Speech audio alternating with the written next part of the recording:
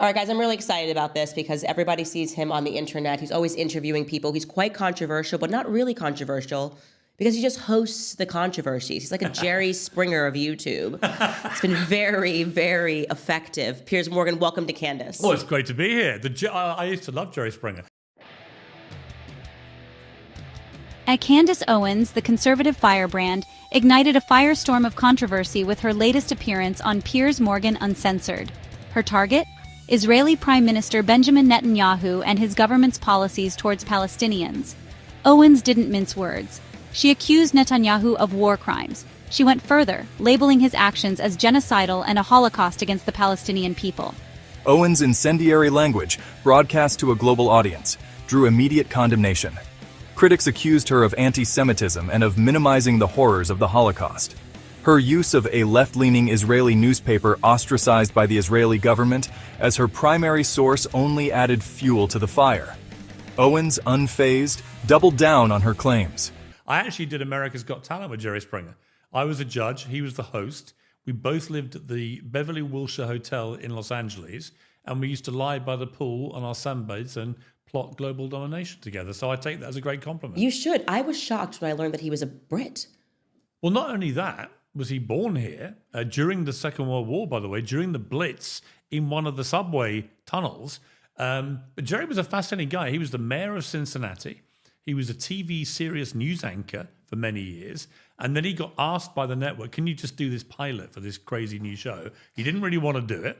He did it, and it became so unbelievably successful and made so many hundreds of millions of dollars. He could never leave it alone. But he used to say to me, it is the worst show on TV, but it's making me unbelievably rich. And it was a fascinating story. He was a really interesting character, actually. Yeah, he's a legend. I mean, you just can't deny it. He did something totally different. And yeah, it was trashy TV, but also we all grew up watching it at some point. And there was an honesty to it, you know, where everyone knew what was going on. They all went on for a reason to have their moment. They wanted to have their moment and their story. And who are we to be snobbish enough to say, well, you're not allowed to. We only listen to Beyonce these days. It's like, you know, it was kind of egalitarian. I liked it. Yeah, I agree. So I think the critique that people would have of you is they don't really know what you believe. Like, are you a chronic fence sitter? Do you actually believe anything? Or do your opinions just go this way? To return this little passive-aggressive hand movement, I'm a journalist. And what I've realized, especially in the last 2 or 3 years, as the YouTube side of what I've done has got bigger and bigger, I've reverted back much more to being a journalist. She challenged Western media outlets for what she perceived as their biased coverage of the Israeli-Palestinian conflict. The controversy surrounding Owens' statements goes beyond their content. It raises fundamental questions about the role of media in the 21st century. Is it a platform for open dialogue, even when those dialogues feature deeply offensive and inflammatory views? Or does it bear a responsibility to avoid amplifying harmful rhetoric? This debate is not new, but the Owens-Netanyahu controversy, amplified by the global reach of social media and figures like Piers Morgan, brings it into sharp focus. The fault lines are clear and the stakes are high. I don't think journalists should be ideological about the news. I like to have people on who are ideologues, right and left. I like to be the ringmaster to their debates, as you said, the Jerry figure, if you like. But I've become far less, probably in my head, far less inclined to position myself to left or right. If you'd asked me 3-4 years ago, I'd have said, look, my natural politics are probably a little left of centre. But the woke left has been so insane that rather like Bill Maher, I now get identified by the left as conservative because actually I'm just not prepared to entertain any of the woke madness. And in that process, the pendulum of my personal politics has probably shifted much more central, if not slightly centre-right. But if you ask me what I am, I don't say a conservative or liberal or any of these things now. I say I'm a journalist, and my job is to actually hold everyone to account. And I think we do that in a way that's actually reasonably unique now in the world that we're in. I'm the one that holds all these big debates. They get very fiery, but we get everybody on, and I like that.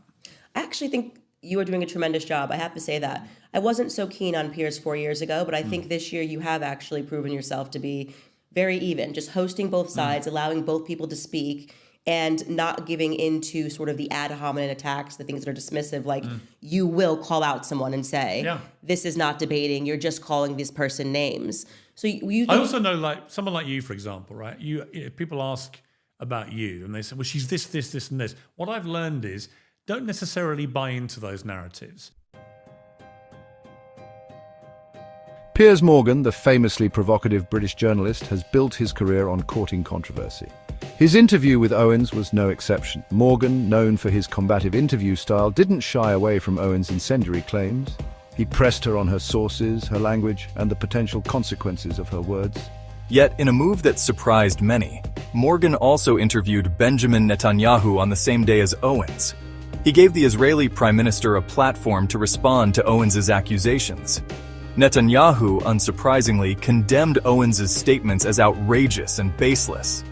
He accused her of distorting history and spreading dangerous lies. Morgan's decision to interview both Owens and Netanyahu highlights the complexities of the debate surrounding media freedom. Go and actually do your own research, work out what these people actually said, see the context in which they said it, see what their explanation was for why they said it. Often leads you to a very different conclusion than the ones that people like to easily pigeonhole people into. And that, again, is something I've had to learn. I used to be very judgmental as a newspaper editor in particular. And I think I've tried to be less judgmental now. I'll have lots of opinions, but when it comes to individuals in particular, let me just find out myself. And I think that is a healthy thing to do in a world where there's a lot of ad hominem, a lot of twisting going on, a lot of little cuts that appear. I see it myself about me. And I often say to people, I know you think I'm really controversial, but what is the view of mine that you find most controversial? And when they try and answer, they really struggle because all they've seen is me on TikTok and someone shouting and blah, blah. They haven't actually listened to what my views are.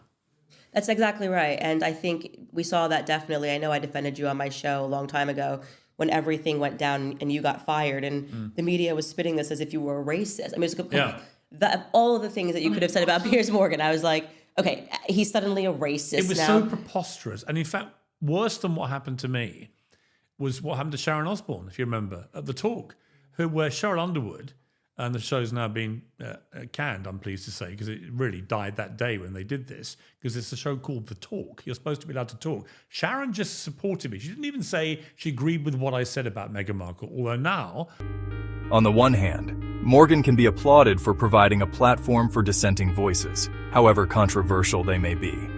On the other hand, critics argue that giving Owens a platform, particularly without adequate pushback, risks normalizing and legitimizing her extreme views. The Owens-Netanyahu episode raises uncomfortable questions about the responsibilities of journalists in the digital age.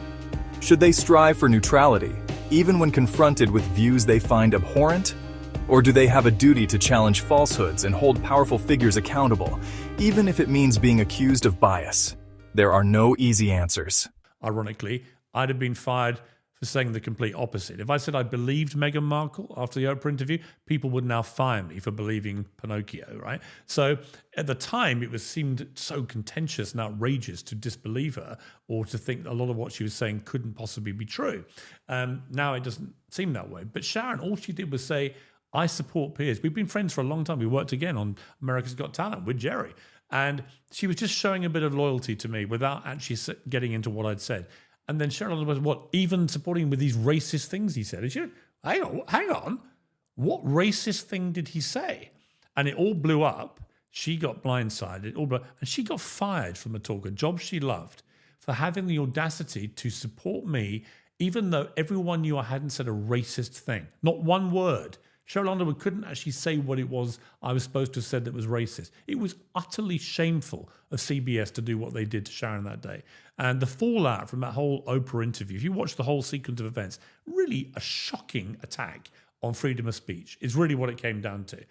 You could say something right now. I'm entitled to say, I don't believe you. Right. And you're entitled to say, well, I'm right because boom, boom, boom, boom, boom. But the idea that your first reaction is, if you don't believe me, you're racist. Because I'm not white. So, sorry, what? That's the criteria? I'm not allowed to disbelieve you because of your skin color? That's how preposterous it was. You know what? It's really interesting because obviously I kind of made my mark as a black woman who was anti-BLM from the very beginning because I saw this. I saw this budding and people who sort of were taking this perspective that black people became untouchable after the George Floyd. They're allowed to steal a flat screen TV from Target. You can't criticize that. And if you do, it's because you're a racist, not because you have some basic dignity and morals. But I'm seeing the same thing now. It kind of has changed, definitely post October 7th. And I've seen those same accusations where it's like, okay, well, if you're critiquing this foreign nation and Bibi Netanyahu, of course, none of us would want our Jewish friends to be harassed. But it's the exact same woke game of, If you criticize the Israeli government, you must be anti-Semitic. Yeah, you hate Jews. Right? And it works the other way too. I see it on both sides. But this is where we've got to. And it's the same with the trans debate about trans athletes in women's sport. We may get to that, but I felt very strongly about that any attempt to challenge the accepted view that this is fair and rational to allow biological men to put their hands up, say they're women and compete in women's sport and hammer women into the ground, literally with their fists in boxing rings in the Olympics. The idea that if you do that, you are transphobic, that you have a hatred of trans people, I just find completely outrageous. And it's being used more and more by the woke left as a form of, as Elon calls it, a form of communism, really. This is communism at bay. I call it fascism. It's the same kind of thing in the sense of it's a group of militant people who are trying to shut down any dissent, trying to make everyone see the world through their narrow prism, be it communism or fascism. It's the same mindset. And we will destroy people who do not conform to what we have laid down is the new rule book for life. And people who believe in freedom of speech and freedom and democracy, you have to fight this with every inch of your life. Because if we don't, we will go down that path of communism, of fascism, of that control world that they want. And that way madness lies. All right, guys, taking a moment to remind you about Preborn, because every baby's life is a precious gift full of potential and dreams that are waiting to unfold. That's why Preborn, the nation's largest pro-life organization, is on the front lines for at-risk babies and mothers that are facing unplanned pregnancies. Preborn's network of clinics are positioned in the highest abortion rate areas in the country. They're equipping these clinics with the resources they need to save these precious lives and provide compassionate support to mothers for up to 2 years after birth. As abortion continues to rise, Preborn is expanding their life-affirming care to help more hurting women and save more lives. If you have the means, please consider a leadership gift to save babies in a very big way. A tax-deductible donation of $15,000 will place an ultrasound machine in a women's center, saving countless lives for years to come. And now, Preborn will match your gift, doubling the donation amount. To donate, dial pound 250 and say the keyword baby. Again, that's pound 250 baby. Or you can donate securely at preborn.com/Candace. Again, that's preborn.com/Candace.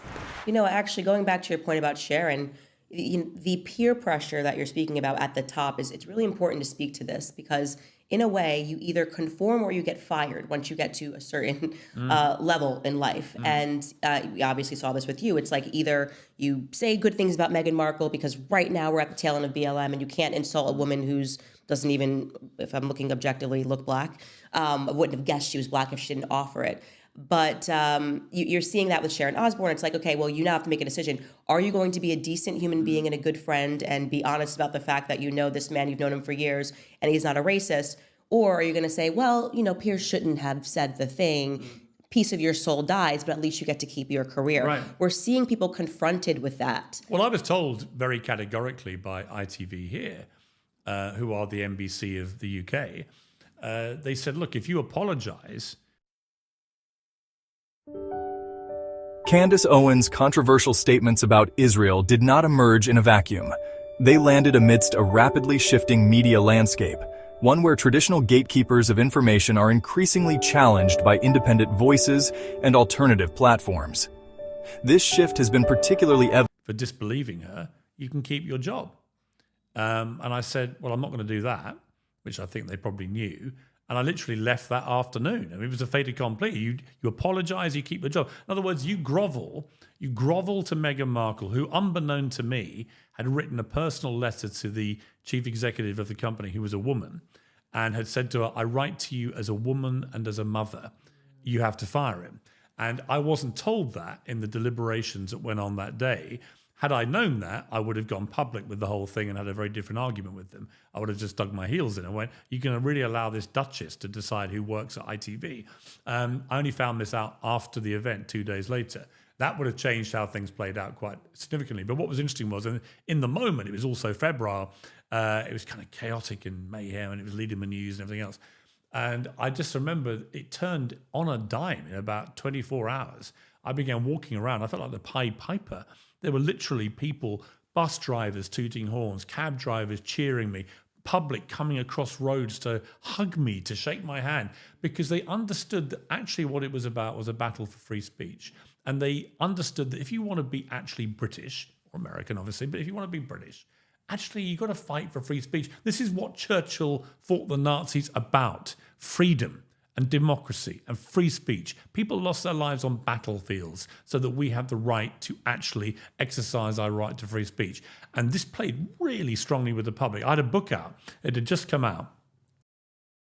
I remember it was like number 2,000 on the Amazon chart just the first few days. It went to number 1 in 3 days, and it stayed there for weeks and sold a huge amount of copies because the book was called Wake Up, and it was a clarion call to the liberal left to wake up and stop this woke madness before it was too late. And I'm almost going to do another book going, told you, right? Because you look at the scale of Trump's win in the US election, and one of the reasons was cost of living, obviously. One was illegal immigration. But a third big plank of this was the basic destruction of the woke mind virus. They brought in a vaccine called Trump and Elon Musk, who basically, I know you won't like the analogy to a vaccine, but they vaccinated the woke mind virus in spectacular fashion. And a lot of young men in particular went, I'm just done with this. I'm sorry, I'm just done with this crap. It's not based on fact. I'm not going to be bullied anymore into going along with this nonsense. And I'm going to exercise my right to freedom and freedom of speech and freedom of thought and expression. And I think that was a really important part of that election, actually. And I'm very glad to have seen it. I've just noticed some things, being someone that's married to an Englishman, that there are these slight differences across the pond, and it's hard for people to really understand what those differences are. But there is no battle for free speech in the UK, I would say. It's already lost. And I think that's why you're a very interesting character, because you're quite American, what I would say spiritually. I would say you're American in that you kind of take the fight to the front, you'll stand by your principles. And British society can be quite complacent, I would almost say. They prefer to be polite rather than to fight. And what we're seeing happening here now in terms of speech, what's happening with Keir Starmer, the censorship that's being called for, it's quite appalling, but I don't really understand in the fabric of England how it's possible to change that or go the other direction. We have a very strong establishment in this country, which is a bit of an anathema to Americans. Don't really understand it. It comes down from the royal family, from a sense of class that we have in this country, of privilege, of wealth, going back to the wealthy landowners who ruled the roost and the peasants were all doing all the hard graft. And it's not like that anymore, but certainly there's still this sense of the establishment. And if you dare to take on the establishment, then you can end up in very hot water very quickly. And people here are probably naturally slightly more polite than Americans about these things, slightly more reverential. We still doff our cap to the monarchy, which you will find completely absurd. But I always think if it hadn't been for Mad King George III, you would still have a monarchy, and you might even have King Piers. And wouldn't things be better for America if you did? But I think I think it's a fair criticism. Americans do tend to have that. That's why I think one of the great moments of the election for Trump was the fight when he got shot, was that instinctive, combative streak of fight. We are a nation of fighters here too, but we've been battered into submission, particularly on issues like free speech. I feel very uncomfortable when I see people, grandmothers being rounded up and put in prison for something they put on Facebook. Even if what they're putting is offensive and horrible and vile, actually, as Churchill himself said, the thing about free speech is it's not listening to stuff that you agree with. It's about the ability to hear things you really don't agree with vehemently. Evident in the United States, where the rise of right-wing media outlets has provided a powerful platform for anti-establishment views, often critical of Israel. Brett Cooper, formerly of the conservative outlet The Daily Wire, recently liked an Instagram post by Owens about her statements on Israel. This seemingly innocuous act sent ripples through the conservative media ecosystem. Cooper, known for her nuanced and often critical views on Israel, left the Daily Wire in 2024 under a cloud of speculation. Her recent social media activity has only fueled speculation about her stance on the Israeli-Palestinian conflict and her reasons for parting ways with her former employer. Cooper's case highlights the growing fragmentation of the media landscape and the increasing difficulty of categorizing individuals and outlets along traditional ideological lines. The old binaries of left and right, pro-Israel and pro-Palestine, are breaking down. In their place, a more complex and nuanced landscape is emerging, one where individual voices and perspectives hold increasing sway. Candace Owens' reliance on a left-leaning Israeli newspaper as a primary source for her criticisms of the Israeli government is noteworthy, has long been a thorn in the side of the Israeli establishment. Its critical reporting on Israeli government policies, particularly those relating to the Palestinian territories, has often drawn the ire of Israeli officials. In recent years, the conflict between and the Israeli government has escalated. In 2023, the Israeli government announced that it would be cutting ties with, accusing the newspaper of being anti-Zionist and harmful to national interests. This decision came after publisher Amos Shokin gave a speech at a conference in London, in which he accused the Israeli government of apartheid and ethnic cleansing.